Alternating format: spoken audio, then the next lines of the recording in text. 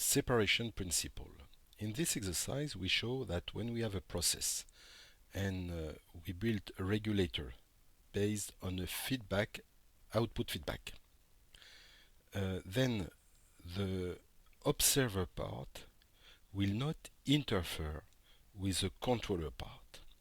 So this is called as the separation principle, and the objective of this exercise is to show the separation principle.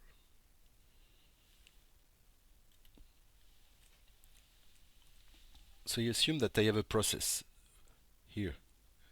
The input is u and the output is y. So then in the regulator part, so the regulator is this part, then y is an input of the controller and w is a set point, which is also an input of the controller. The output of the controller is u, which will feed the process. And the closed loop system, so the closed loop system is this, is stable if I have chosen the right controller. So in the controller, I have different parts. I have the simulator. So the simulator is this part. The simulator is inside the computer and will simulate the system in order to predict x hat, which corresponds to an estimation of the state x. So for this, I will build y hat, the estimated output, and I will compare with y the measured output. And it makes an error, y epsilon y. And with feedback, I will change the evolution of x hat so that x minus x hat converges to 0. It is the principle of the observer, Leuenberger observer. So this is the observer. The role of the observer is to generate here x hat, which is an estimation of x. And with this feedback again, minus k, I will change the evolution of the input u. So the first question was to find the state equation of the controller. So the controller, which is represented here, has one state vector, which corresponds to x hat. This is why, to obtain the state equation, I will have x hat dot equal, and I will have as an output u equal. And here I am only allowed to have x hat and the input, which corresponds to w. So this is what I will do. So x hat, which is memorized here, and x dot hat is just here. So I will see that it is from the wiring. I see that here I have a x hat due to this. I will have also plus b times so I am here now, and I will have here, so normally I have a precompensator h, which is not represented here. So here it corresponds to the identity, but in practice I have hw minus, so I'm here, minus k here x hat, so I am allowed to have x hat, minus L, so I'm here, epsilon y is not allowed, so I have here y hat minus y, but y hat is not allowed, so it is c x hat is allowed, so I have c x hat minus y.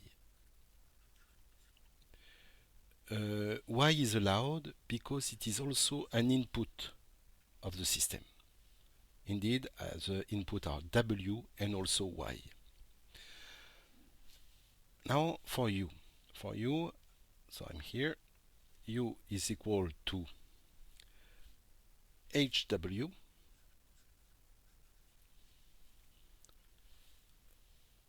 minus Kx hat.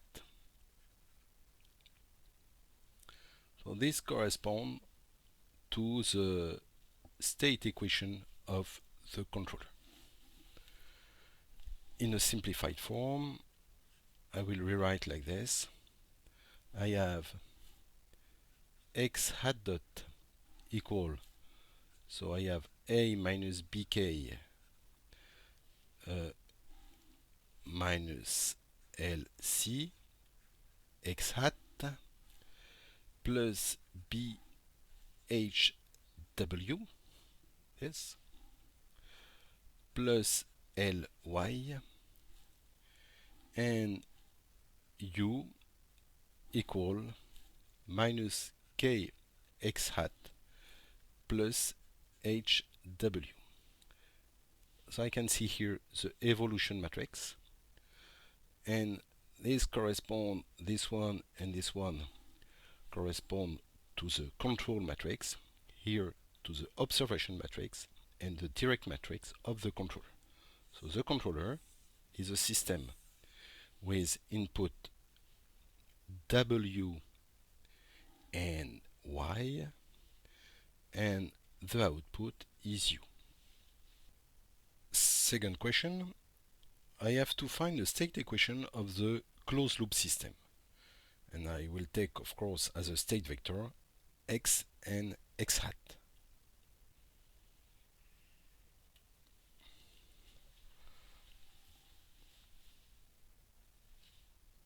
So question number 2.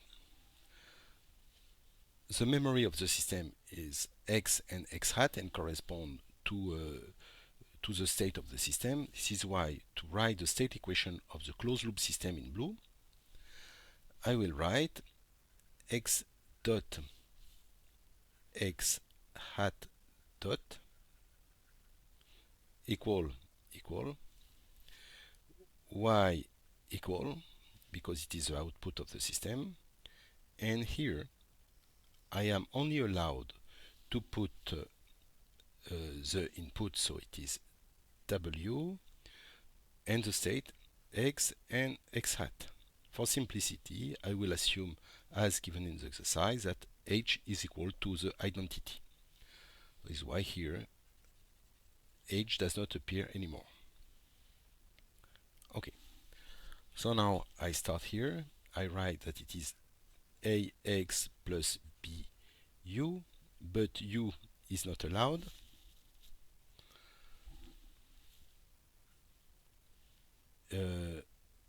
So u is here, and I will write that it is u is equal to w minus k here x hat. Okay, so x hat is allowed, w also. Now x hat dot, so x hat dot is here, and I can start from this equation or to rewrite directly from here. So I will write as it was written here. I take this a minus bk minus lc x hat plus y is not allowed, so plus lc. So I will replace y by cx, so plus lcx due to this, and plus bw, so w is allowed. And now for y, it is directly cx. So this corresponds to the state equation of the system. I can rewrite the closed loop system in a matrix form. So I will have x dot x hat dot equal, here I will have a due to this, here minus bk, so here, and x hat, and here I will have lc due to this, and here a minus bk minus lc, and plus here I will have something with respect to w, so w is involved here and here, and I have the matrix b and b, and also the input y equal to c0 x hat. So this corresponds to, in a matrix form, to the state equation of the closed loop system. Now, the stability of the whole system is only related to the eigenvalue of this big matrix. So it's not easy because there is no zeros. That is why I will change the variable in question 3. So question 3, I will take the epsilon x equal x hat minus x as a new state. So now the new state is x epsilon x. So I can understand that if I know x and epsilon x, I can find x hat and x. In the same manner, if I know x hat and x, I can find epsilon x and x. So it corresponds to a change of basis, and I will be able to write in this basis the new state equation of the system. Question number 3. I take epsilon x at equal x hat minus x, or equivalently, x hat is equal to epsilon x plus x. So now I will rewrite the previous equation with respect to this, and I will replace x hat by the correspondence in epsilon x. So I will make the difference between these two equations. So first I get that x hat is equal to ax plus bw minus k x hat, but x hat is not allowed anymore, since now I only want x, epsilon x, and w. So k hat I will x hat I will replace by epsilon x plus x. I make the difference between these two equations. So I will have x hat dot minus x dot, and it will give me epsilon x dot equal. So I will have here a minus bk minus lc x hat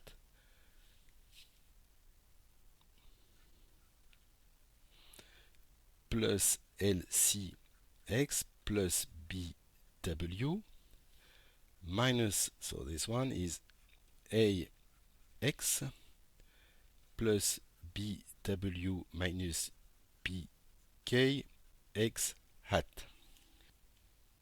Of course I have parentheses here.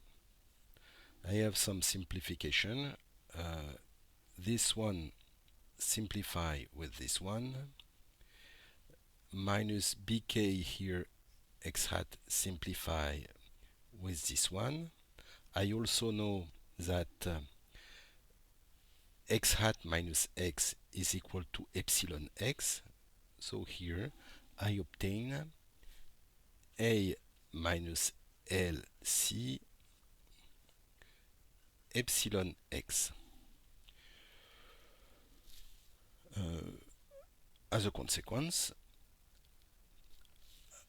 Of course, I can write also here C0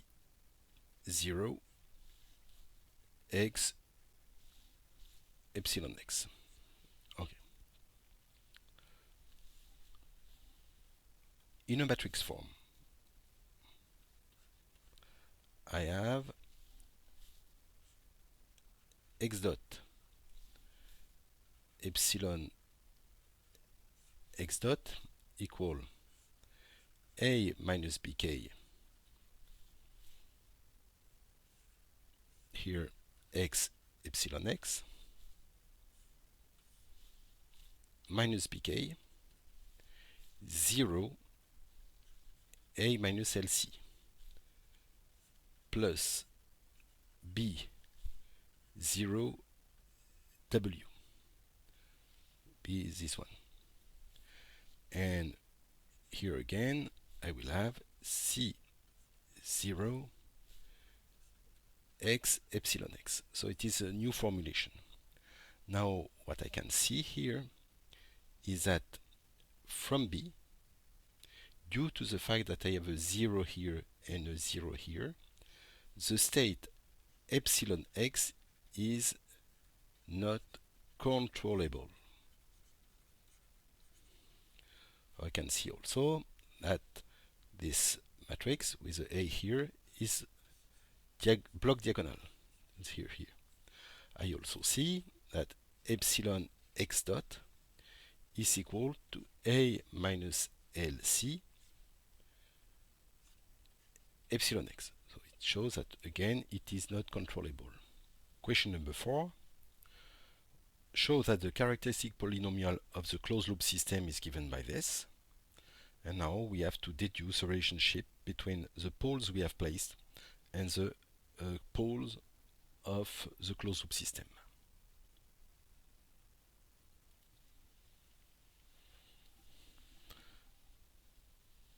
So I start with this structure,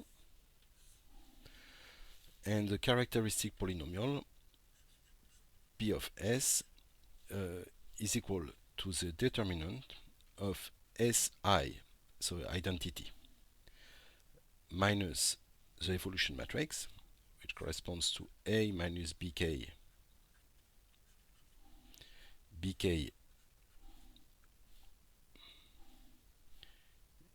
here it's 0 A minus LC,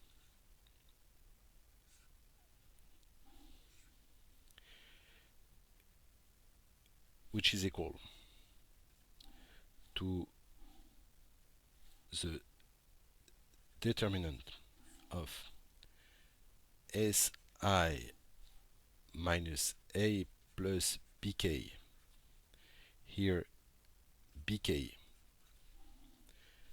S identity minus A plus LC, 0. And since this matrix is block diagonal, it corresponds to the product determinant of Si minus A plus bk multiplied by the determinant of Si minus A plus LC. And this corresponds to the polynomial we have placed for the control, and this one, the one we have chosen for the observation. So as a consequence, the two systems, the observer and the controller, do not interact, and the roots or the poles of the closed loop system are exactly those that I have placed independently. This is the separation principle.